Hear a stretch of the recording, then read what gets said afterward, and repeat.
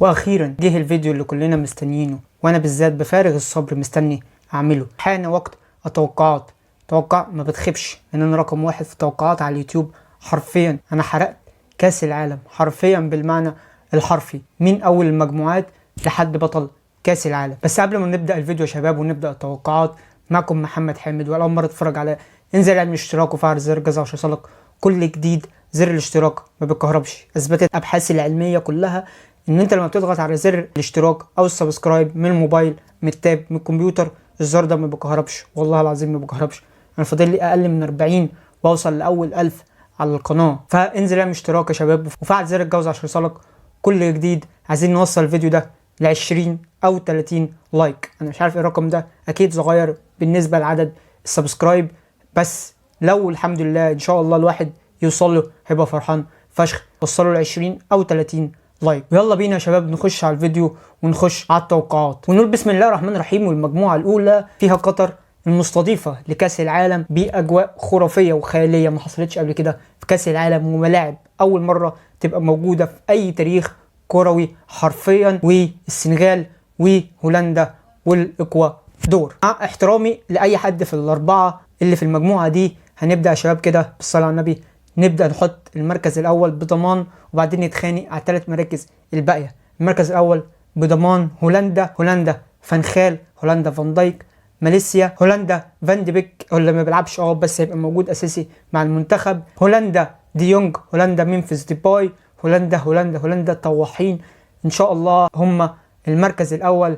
فانخال هياخد بيهم المركز الاول، يبقى في حد ضامن مركزه. المركز الاول هولندا، وبعدين نبدا نتخانق مين هيصعد، سنغال ولا قطر، وبعدها بقى تبدا خناقه المركز الثاني ومين يصعد مع هولندا، السنغال ولا قطر. الناس مستهتره بالاكوادور. الاكوادور مش الفرقه القويه، بس في نفس الوقت مش الفرقه الضعيفه، وهتتعب اللي هياخد منهم الثلاث نقط. بس اعتقد ان الاكوادور مركز رابع. اتفقنا على المركز الاول ومتفقين على المركز الرابع. المركز الثاني والثالث للاسف يا عنابي، للاسف يا بلد مستضيفه، اللي قطر مش هتصعد من دور المجموعات، والسنغال هي اللي هتصعد على حساب قطر عشان تبقى السنغال تاني بعد هولندا، وقطر تالت، والاكوادور رابع. للاسف الواحد حزين وهو بيقول حاجه زي كده، بس السنغال اقوى بكتير من قطر والعنابي.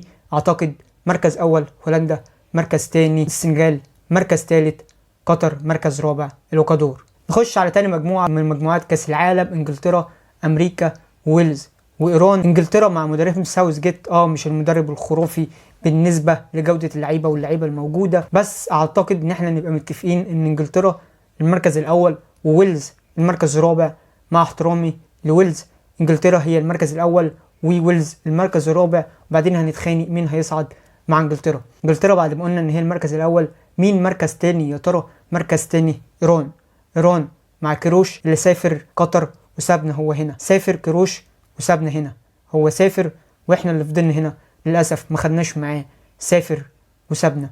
فكروش وايران تبقى مركز تاني بعد انجلترا، وامريكا مركز تالت. امريكا معظم لعيبه منتخب امريكا تقريبا في اوروبا، منتشرين في اوروبا، وبيعملوا تجربه نفس تجربه البرتغال اللي عاملاها بقالها فتره.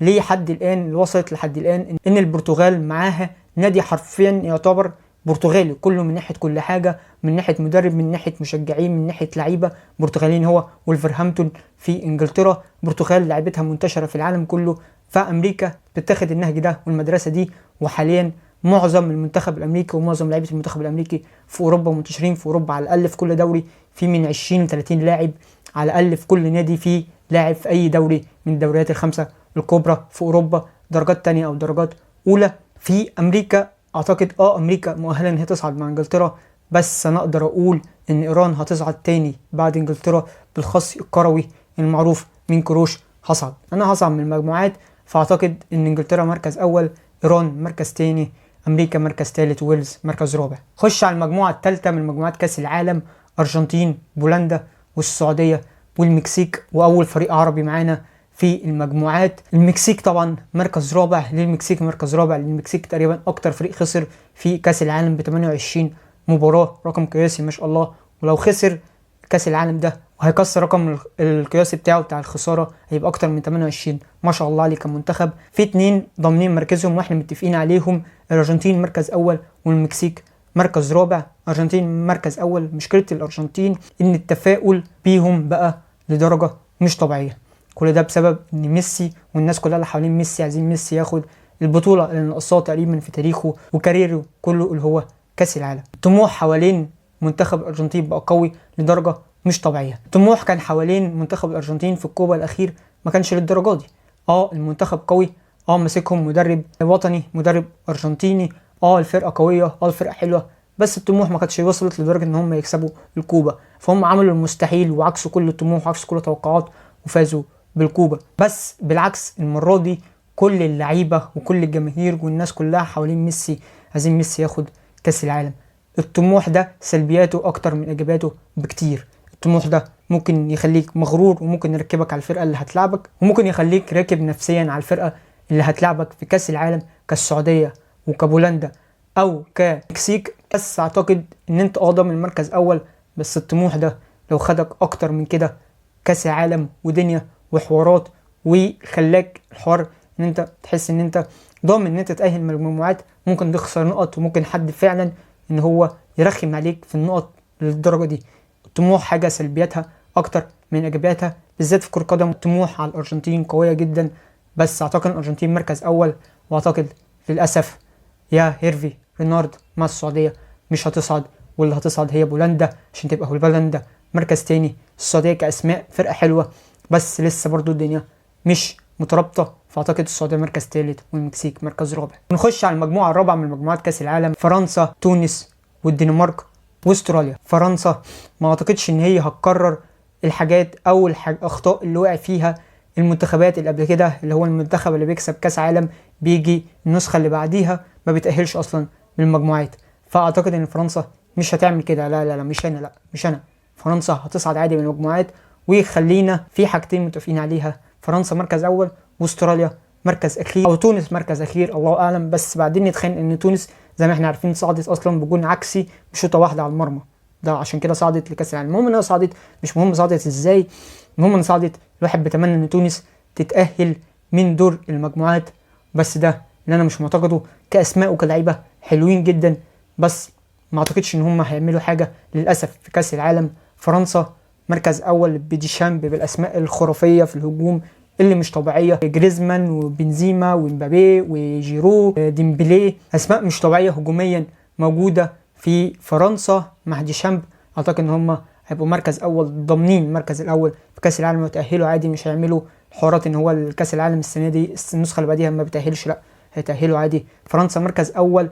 وللاسف الدنمارك اللي عملت كاس عالم اخير قوي جدا هتصعد من المجموعات دي مع فرنسا مركز تاني، وتونس مركز ثالث، واستراليا مركز رابع لو تونس خدت من استراليا المركز الثالث. المجموعه الخامسه اسبانيا والمانيا واليابان وكوستاريكا. كوستاريكا خلينا متفقين هي المركز الاخير، نتخانق في الثلاث مراكز الاولى مين اول ومين تاني ومين ثالث. كله معتقد ان اسبانيا والمانيا هم اللي هيتخانقوا على المتاهل، والاختلاف هيبقى متاهل بين المركز الاول والمركز الثاني. اليابان مش المنتخب السهل والايزي بالنسبه للاثنين، الكمبيوتر هتتعبهم جامد، ممكن توقع حد منهم ان هم يصعد اول او يصعد تاني. بس اعتقادي الشخصي المانيا مع هانز فليك مركز اول. اسبانيا بتلعب كرة قدم حلو جدا مع انريكي. اسبانيا حرفيا مع انريكي البطولات اللي فاتت واليورو وكذا عملت ماتشات خرافيه، وكانت احسن تقريبا فرقه في اليورو من ناحيه اللعب كوره. فاعتقد هانز فليك هتفوق على انريكي وياخد مركز اول منه، يبقى المانيا مركز اول، اسبانيا مركز تاني، اليابان بالعافيه مركز ثالث، وكوستاريكا مركز رابع. المجموعه السادسه معانا من مجموعات كاس العالم بلجيكا وكندا والمغرب وكرواتيا. بلجيكا خلينا ضامنين بالذات نص ملعبهم دو بروين وتيلمانز، وفي كمان تروسارد بيلعب نص ملعب، ولو اكيد مش هيلعب جناح على هازارد يعني. مع المجموعه دي من اللعيبه قويه جدا في نص الملعب والهجوم بلجيكا، اقدر نقول ان هو هيبقى ضامن مركز اول بلجيكا في المجموعه السادسه، وهنتخانق على الثلاث مراكز الباقيه.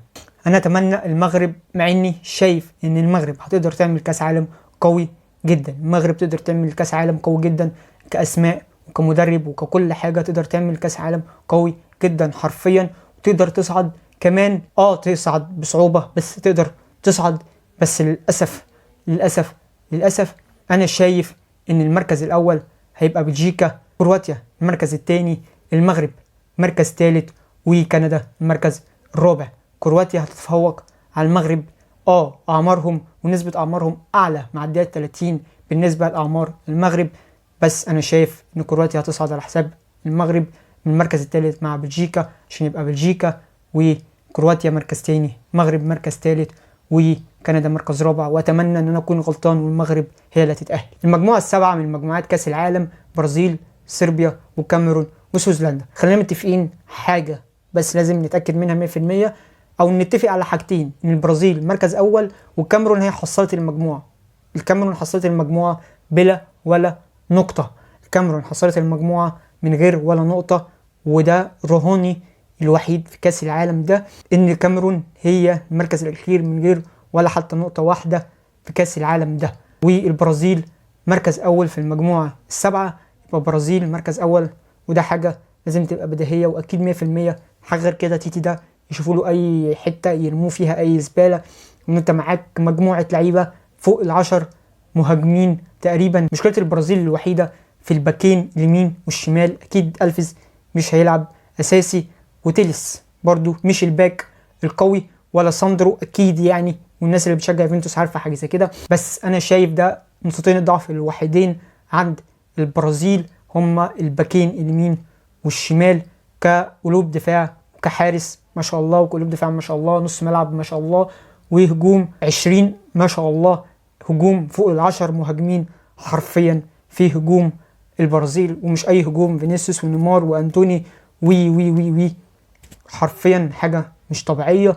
نقدر نقول ان البرازيل مركز اول، وصربيا مع قائدهم متروفيتش هيصعدوا مع البرازيل مركز تاني، وسويسرلندا مركز تالت، وكاميرون زي ما قلت حصلت المجموعة مركز رابع. المجموعة الثامنة والأخيرة من مجموعات كاس العالم، مجموعة كريستيانو رونالدو. البرتغال وكوريا الجنوبية وأوروجواي وغانا.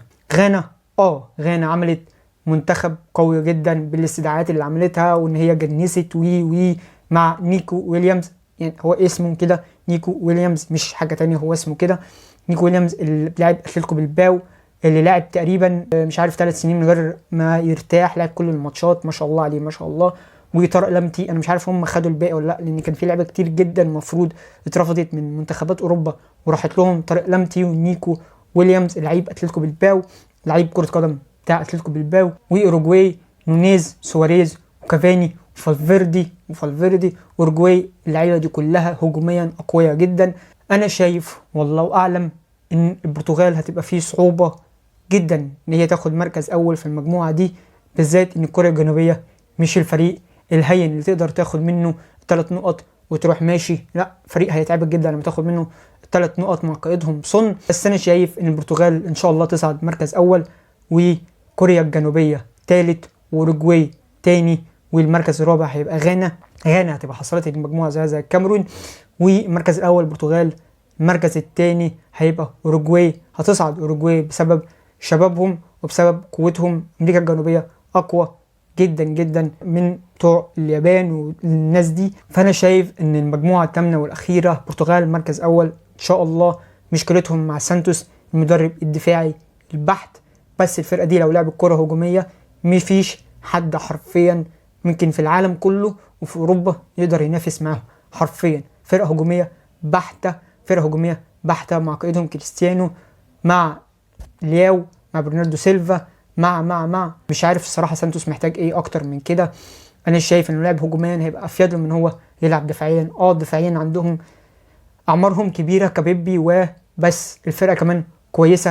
ما تنساش ان في كانسيلو، ما تنساش ان في برناردو سيلفا في نفس الجبهه، ما تنساش ان لياو، ما تنساش كريستيانو رونالدو، ما تنساش برناردو سيلفا زي ما قلت، وما تنساش برونو فرنانديز كمان. فرقه قويه والمنتخب قوي. مشكلتهم الوحيده سانتوس. بس انا اقدر اقول ان هم ياخدوا مركز اول، اوروجواي مركز تاني، وكوريا الجنوبيه مركز تالت، وغانا مركز رابع. خلاص يا شباب، هبدأ توقعات المجموعات في كاس العالم. نخش على دور 16. دور 16 هيبقى قوي جدا، في ماتشات حرفيا قمه في الاثاره والمتعه. نبدا الاول مع اول ماتش ما بين هولندا وايران اللي انا توقعت انها تصعد من مجموعه امريكا والرجاله دي وعلى حساب امريكا. فاقدر اقول هولندا وايران. هولندا هتنهي الماتش ده مش بالسهوله اللي احنا شايفينها، بس هتنهي الماتش ده بسبب اللعيبه وجوده اللعيبه وبسبب فنخال.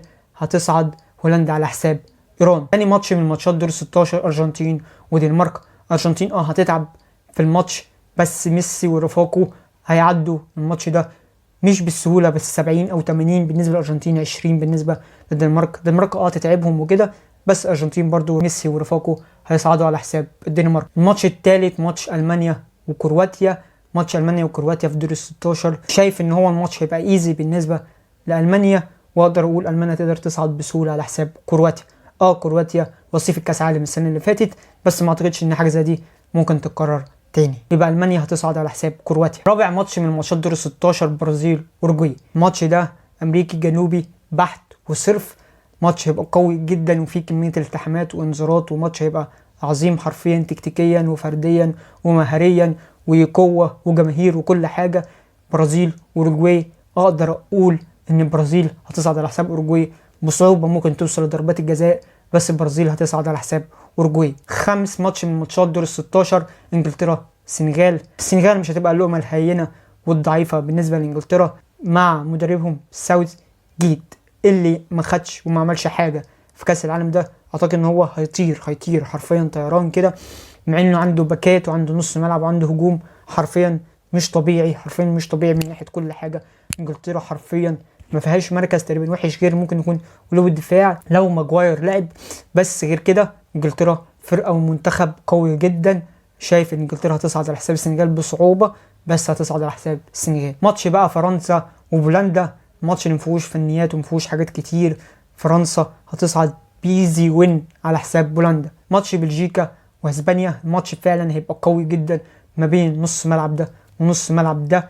بدري والرجاله ضد دي بروين وضد تيلمانز وضد تروسارد وضد هازارد وضد هازارد مش المستوى الفخم بتاعه، بس هنا وهنا ماتش هيبقى قوي جدا جدا جدا بالذات في دور ال 16. والواحد للاسف هيخسر حد من المنتخبين دول، هينزل وهيطلع من كاس العالم بدري جدا من دور ال 16.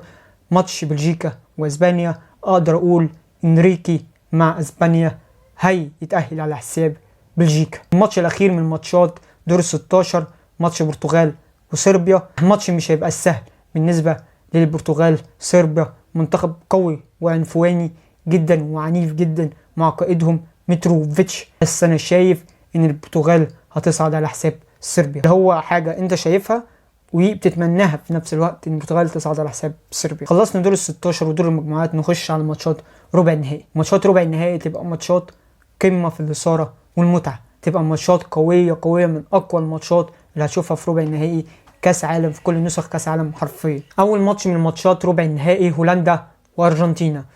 هولندا طواحين ضد ناس ميسي والناس اللي حوالين كلهم ميسي، الناس اللي عايزه ميسي يفوز كاس العالم عافيه. على الحرام من ديني ما هو طالع من ايد ميسي يا جدعان، قسما بالله لا يفوزوا. ده الناس اللي حوالين ميسي لعيبه واداريين وجمهور كله عايز ميسي بالذات يفوز بكاس العالم عشان يعوض الحاجه اللي ناقصاه في كاريره كله. ماتش هولندا والارجنتين ماتش قوي جدا تكتيكيا ومهاريا، وللاسف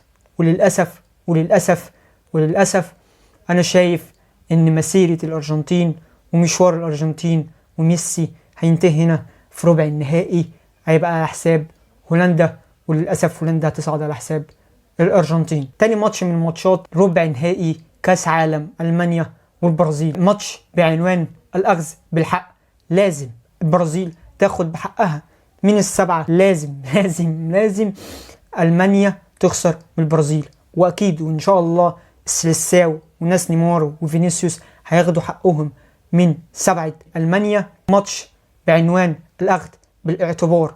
انا شايف البرازيل هتاخد باعتبارها وتاخد حقها من المانيا اللي شايلتها سبعه وهتفوز عليها، مش بالنتيجه ولا بالسكور، ان السكور ده مستحيل يتكرر تاني في تاريخ ماتشات الفرقتين او مواجهات الفرقتين بعد كده، بس انا شايف البرازيل هتفوز وهتخلي المانيا تذوق حزنهم اللي فات، وانا شايف ان البرازيل هتقدر تفوز على المانيا وان شاء الله هو ده اللي هيحصل. شايف البرازيل هتتأهل على حساب المانيا. الماتش الثالث ماتش النار، ماتش من ماتشات القمم، ماتش انجلترا وفرنسا. الانجليز ضد الفرنسيين، انجلترا ضد ناس باريس والفلوس كتير فشخ، ومبابي وصاحب الكرة الذهبية بنزيما ضد انجلترا هاري كين وماجواير وساوث جيت ها.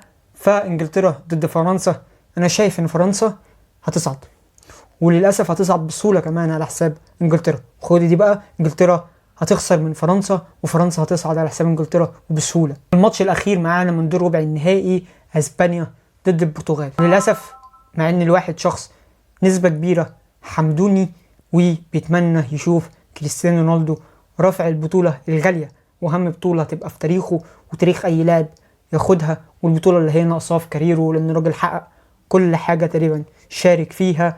شايف ان البرتغال هتنتهي للاسف مع الاحزان والعياط، هينتهي حلمها وهينتهي مشوار البرتغال بسانتوس ضعيف جدا والدفاعي، هتنتهي مشوارهم لحد هنا ربع النهائي على حساب اسبانيا انريكي. واسبانيا انريكي هتتأهل وممكن كمان بسهولة سيكا، مع ان اخر ماتش جمع ما بين الفرقتين كريستيانو رونالدو عمل اداء فردي من اعظم الاداءات الفرديه في تاريخ كره القدم وتاريخ كاس العالم حرفيا ضد اسبانيا. ماتش 3-3 وكان فيه ضربه راسيه كان ممكن يجيبها وتبقى 4-3 للبرتغال ويبقى كريستيانو جايب الاربع تجوان، بس للاسف اسبانيا بتلعب كوره حلوه جدا، ومدرب البرتغال الضعيف سانتوس الدفاعي جدا وبحت جدا شايف ان هو هيخسر ضد لويس انريكي، واسبانيا تصعد على حساب البرتغال للاسف، وهينتهي في ربع النهائي مشوار كريستيانو وميسي في اخر كاس عالم ليهم. خلصنا ربع النهائي ونخش على دور نص النهائي. ماتشات نص النهائي تبقى ماتشات قمم وحرفيا ماتشات فعلا جبارة. هولندا، برازيل، فرنسا واسبانيا. ماتش هولندا والبرازيل للاسف الطواحين هيخلص حلمهم والدريم بتاعهم ان هم ياخدوا كاس العالم، وهيبقوا للاسف في المربع الذهبي. وهولندا للاسف هينتهي مشوارها هنا في كاس العالم مع قائدهم فان دايك ومع مدربهم الجميل والكويس جدا والجامد فشخ فان خال. ينتهي حلم الهولنديين والطواحين الهوائيه لحد هنا، وهيخسروا من البرازيل عشان البرازيل تبقى اول من يصعد للنهائي كاس العالم 22 في قطر. وتاني ماتش فرنسا واسبانيا، حساباته صعبه مش سهله خالص، حساباته صعبه مش سهله تكتيكيا وكل حاجه. هل ديشامب يقدر اصلا يتأهل من المجموعات عشان يوصل لنهائي كاس العالم على حساب فرقه ومنتخب قوي زي منتخب اسبانيا لويس انريكي اللي بيلعب كوره كويسه جدا مفعم بالشباب؟ هل اسطوره ان المنتخب اللي بيكسب كاس العالم بيجي النسخه اللي بعديها وما يتأهلش اصلا ممكن تقريبا من المجموعات، وممكن ما يوصلش كمان زي ما فرنسا انا متخيل لها متوقع لها انها تصعد للنهائي على حساب اسبانيا؟ في الماتش ده للاسف هتنتهي قصه لويس انريكي الجميله جدا مع اسبانيا الى حد هنا، وهتتأهل فرنسا على حساب اسبانيا للنهائي عشان يبقى نهائي قوي جدا، ونخش على النهائي فرنسا برازيل. نهائي هيبقى نهائي مش طبيعي، ومن احسن نهايات كاس العالم اللي ممكن تشوفها في حياتك، ومن احسن الماتشات اللي ممكن تشوفها في تاريخ متابعتك لكرة القدم حرفيا من 20-30 سنة وكمان 20-30 سنة قدام. ماتش فرنسا برازيل ماتش هيبقى ممتع وقوي جدا، قوة هجومية جبارة للفرنسيين وأحفاد نابليون بونابرت، وقوة جبارة للبرازيليين المهاريين جدا وناس السلساو الأقوياء جدا بقائدهم نيمار. هل نيمار يوصل للنهائي؟ هل نيمار مع فينيسيوس مع الفرقة المفعمة بالشباب ونص ملعب وهجوم قوي بطريقة مش طبيعية؟ هجوم البرازيل شايفه تقريبا أقوى هجوم موجود في كأس العالم النسخة دي حرفيا من ناحية كل حاجة. لو مدربهم تيتي استغل الهجوم ده كويس جدا عنده منتخب قوي قوي قوي يصعد نهائي بيه بسهولة. هل السلساو تركز على جثث الفرنسيين وأحفاد نابليون بونابرت؟ وده اللي أنا شايفه، وللأسف حان موعد إن احنا نقول مين بطل كأس عالم قطر 2022. بطل كأس عالم قطر 2022 البرازيل على حساب فرنسا في النهائي ب 2-1 أو 2-0 للبرازيل على حساب فرنسا. باشا بكون خلصنا الفيديو بتاع النهاردة، قلنا كل حاجة متعلقة بكأس العالم من أول المجموعات والمتأهلين لحد النهائي ولحد مين بطل كاس عالم قطر 2022. دي كلها توقعات ومشيئة الله اللي هتمشي، والله اعلم. توقعات تبقى صح او غلط، نسبة كبيرة تبقى صح ونسبة كبيرة تبقى غلط، الله اعلم، محدش عارف ايه اللي هيحصل، كله بايد ربنا. بس الواحد بيضرب توقعات واللي عايزه ربنا هو اللي هيمشي. وبس يا شباب، كنا خلصنا الفيديو بتاع النهارده. ما تنساش لو عملتش اشتراك انزل على الاشتراك وفعل زر الجرس عشان يوصلك كل جديد. سلام.